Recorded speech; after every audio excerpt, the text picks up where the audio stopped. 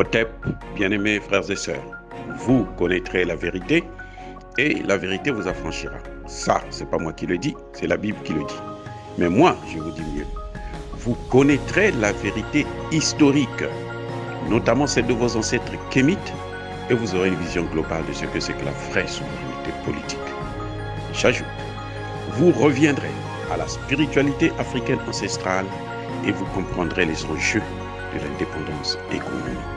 Et pour terminer, vous accepterez votre identité culturelle kémite et vous obtiendrez deux choses. La première, c'est la paix. La seconde, c'est le développement, à une condition. L'unité de toute l'Afrique noire, l'unité de tous les Noirs du monde entier.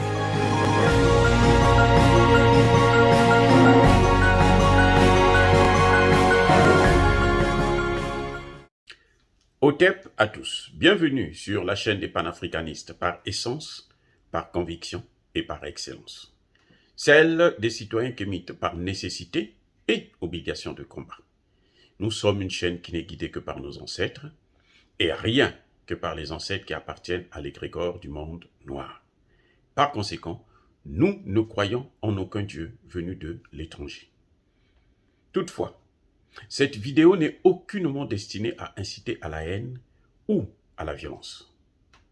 Car nous menons un combat politique, géopolitique et géostratégique contre l'impérialisme, le colonialisme, le néocolonialisme et l'endocolonat. Sur la base du principe fondamental qui nous a été légué par nos ancêtres, qui est celui de la Mahat, c'est-à-dire vérité, justice. Il s'agit donc pour nous de vous dire la vérité afin que justice soit rendue à l'Afrique. Nous apportons, pour ainsi dire, notre modeste contribution à cette noble lutte en faveur de la souveraineté, la dignité et l'unité africaine. Et ça, c'est le panafricanisme. Oh, bien-aimés frères et sœurs, aujourd'hui, nous allons vous donner une explication sur la position des Africains en faveur de la Russie. Pourquoi l'Afrique est divisée et pourquoi l'Afrique soutient la Russie. Lors du dernier vote qu'il y a eu à l'Assemblée générale de l'Organisation des Nations Unies, je vous avais déjà expliqué cette situation, 28 États ont soutenu le bloc occidental. 17 se sont abstenus. Un seul a soutenu la Russie. Ça fait combien? 18. Parce que je dois vous rappeler qu'en politique, ceux qui s'abstiennent soutiennent le camp défavorisé. Et 8 ne se sont pas présentés. Ce qui revient à dire que sur 54 États, nous avons plutôt 28 contre 26. 28 qui ont soutenu le bloc occidental et 26 pays qui ont soutenu la Russie. Et nous savons aussi que parmi les 28 pays qui ont soutenu la Russie, il y en a beaucoup qui ne pouvaient pas faire autrement parce que s'ils le font, ils savent que leur siège est en danger. C'est le cas par exemple de Tshisekedi, c'est le cas du Rwandais Kagame, et c'est le cas du Gabonais. Hein. Lui, il est quasiment mourant, et donc si il ne soutenait pas le bloc occidental, c'est clair que ses jours seraient comptés à la présidence et peut-être même dans cette vie sur Terre. Donc, eux, ils ne peuvent que soutenir.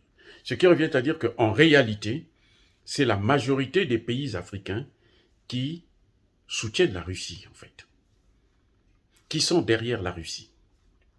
Ce n'est pas parce qu'ils ignorent, ils méconnaissent la souffrance du peuple ukrainien qui est sous le feu, hein, les bombes, malgré tout ce que les journalistes occidentaux peuvent nous faire croire. Mais la situation elle est toujours à l'avantage de la Russie parce qu'il y a quand même une supériorité de feu, une supériorité de force, une supériorité militaire qui ne fait aucun doute parce que c'est quand même la première puissance militaire au monde qui est en guerre contre un pays qui n'est pas une puissance militaire. L'Ukraine n'est pas une puissance militaire. Donc, les Africains ne méconnaissent pas la souffrance de ce peuple. Mais les Africains comprennent. Ils comprennent la position de la Russie qui veut remettre l'ordre, qui veut ramener le monde à un monde bipolaire, qui veut garantir sa sécurité. Mais surtout, le vrai problème qui motive les pays africains, c'est un problème de reconnaissance vis-à-vis de la Russie. Vous savez, avec les pays occidentaux, les pays africains n'ont que des larmes pour pleurer. Chaque fois.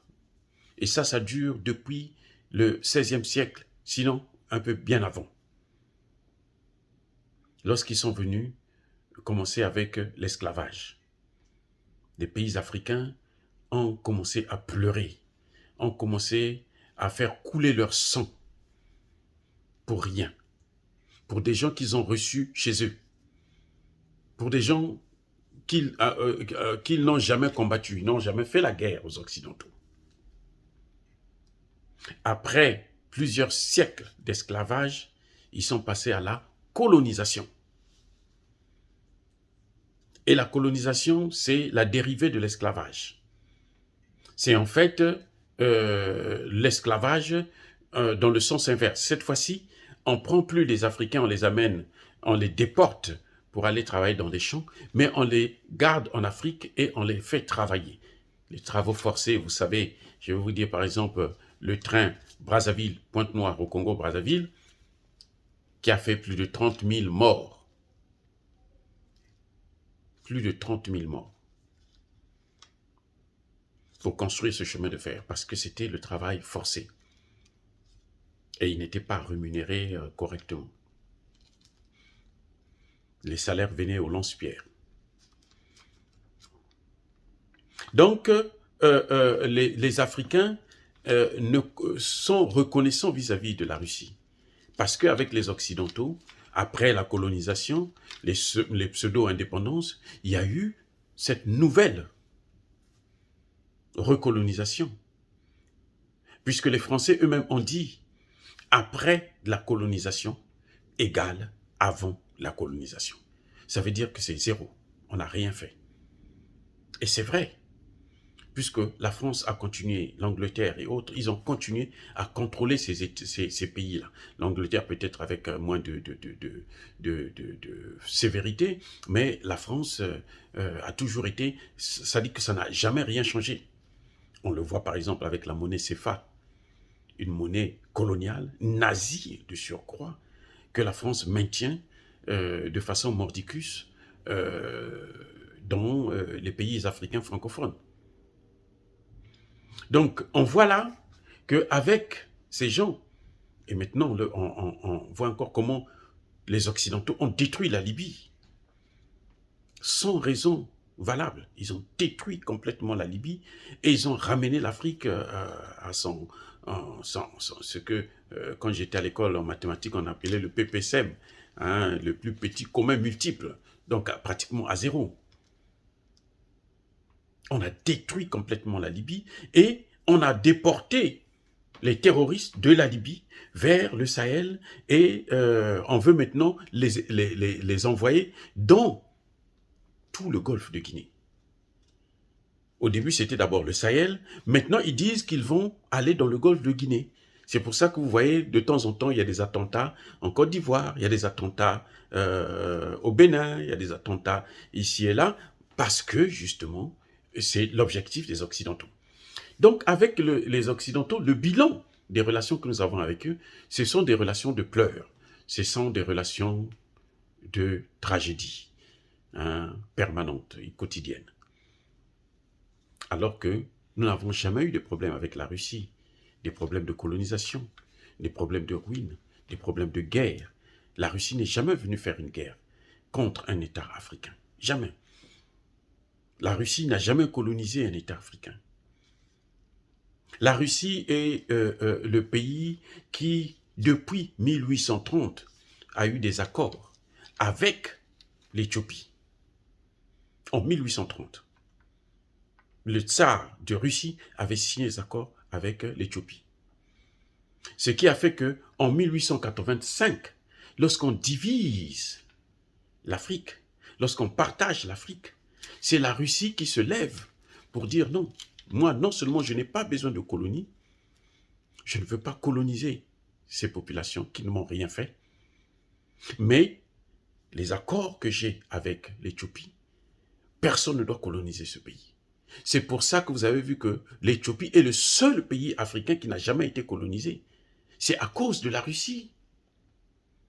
C'est parce que la Russie s'était positionnée pour dire non à la colonisation de l'Éthiopie, puisque c'était son allié. Et encore, je vais vous donner une autre information qui est capitale. C'est que la Russie est parmi les organisateurs de la conférence de Bakou de 1922. La conférence qui a été le précurseur de la conférence de 1956 à Bandung pour la demande des indépendances. C'est ce qui a débouché dans les années 60 à des indépendances en cascade en Afrique, même si ces indépendances ont été truquées, parce que ce que les Français ont fait, c'était de tuer tous les grands leaders qui voulaient la véritable indépendance, et ils ont accordé l'indépendance à des marionnettes, comme Houphouët-Boigny, comme Sédar Senghor, vous voyez. Et tous ceux qui tenaient vraiment à l'indépendance, ils ont été soit tués, soit marginalisés, ou on leur a mené la guerre jusqu'à leur mort. C'est le cas de Sékou Touré. Donc la Russie, c'est un pays, on le voit bien, qui, avec l'Afrique, a sauvé des pays comme l'Angola. L'Angola a obtenu son indépendance à cause de l'intervention russe. Elle a sauvé des pays comme la Guinée, Conakry. Sinon, ce pays sombrait déjà, il n'aurait même pas d'intellectuels, parce que la France, avec le discours de Sékou Touré de 58, la France avait mis la Guinée sous embargo, dans tous les domaines, y compris dans le domaine éducatif. C'est la Libye, et plutôt la Russie, qui a formé la majorité des cadres guinéens de l'époque. On peut parler du Mozambique, qui a obtenu son indépendance grâce à la même Russie. Donc il y a un problème de reconnaissance. Quand la Russie est en conflit avec l'Occident, les Africains se disent, mais nous, on se reconnaît plus avec celui-là qui ne nous a jamais fait du mal. Au contraire, quand elle vient vers nous, c'est pour nous sauver. Il ne faut pas oublier que la Russie a les mêmes matières premières que nous avons en Afrique. La Russie a l'uranium, la Russie a l'or, la Russie a le pétrole, la Russie a le gaz. La Russie est aujourd'hui le premier producteur mondial de blé et de céréales. Et le tiers de blé céréales que les Africains consomment vient de Russie. Le tiers. Ça devait certainement augmenter d'ici là. Donc voilà, c'est ça qui a fait qui explique la position des États africains. C'est parce que les États africains sont reconnaissants vis-à-vis de la Russie. Et les États africains ne gardent malheureusement que des mauvais souvenirs avec l'Occident. C'est un père qui est là, très dur, dictateur, qui frappe les enfants à n'importe quel moment, chaque fois que ça lui plaît, parfois même sans raison. Combien de chefs d'État africains ont été assassinés par la France et ses alliés? Plus de 30 chefs d'État africains. Les leaders politiques n'en parlons même pas. Le dernier chef d'État africain que la France a assassiné, c'est le maréchal Idriss Déby Itno. Donc, voyez, il y a cette balance qui est là, où on voit que d'un côté, on n'a que des pleurs chaque fois que nous allons avec eux. On est des enfants, des mineurs, qui n'ont pas le droit de parler même aux Nations Unies. C'est à la France de parler au nom des Africains. Quand nous avons un problème, quand nous avons des crises, on ne nous laisse pas le temps de réfléchir, de s'asseoir entre nous pour régler nos problèmes, donner des solutions, apporter des solutions africaines aux problèmes africains. C'est la France qui se lève, qui dit « Venez en France ». Elle vous convoque. Et si vous ne venez pas, pour certains chefs d'État, pour certains, c'est une situation difficile. Ils vont passer un mauvais quart d'heure. Voilà la cause qui fait que les Africains, cette fois-ci, ont dit non. Même si c'est dur, même si nous allons subir des représailles, mais nous préférons soutenir la Russie. Ce n'est pas qu'ils soutiennent, qu'ils s'en foutent de l'Ukraine. Non, non, non, non. Ils ont la compassion. Nous avons la compassion pour l'Ukraine. Nous savons que c'est une situation difficile, mais nous comprenons aussi que la Russie doit avoir des garanties de sécurité et c'est par le dialogue que les Occidentaux pourraient régler cela. On a attendu cela, la Russie a attendu depuis 2014 jusqu'à maintenant. Il n'y a jamais eu des avancées, les accords de Minsk n'ont jamais été respectés et malheureusement, on est arrivé à ce que personne n'aurait souhaité et que tout le monde aujourd'hui veut que le calme revienne, le cessez-le-feu puisse prendre place et que la paix revienne. Dire cela, c'est inciter à la haine ou à la violence. Oh non, bien-aimés frères et sœurs. Nous n'avons que des mots. Nous utilisons la puissance de la parole parce que ça, c'est une puissance divine que l'homme ne voit pas. Et c'est ça notre instrument, notre matériel, notre logistique de combat. Et ce qui fait que nous assumons nos propos et nous vous rassurons que nous sommes une force tranquille, pacifique. Ya Bakolerve, Ya Malembe, j'ai dit.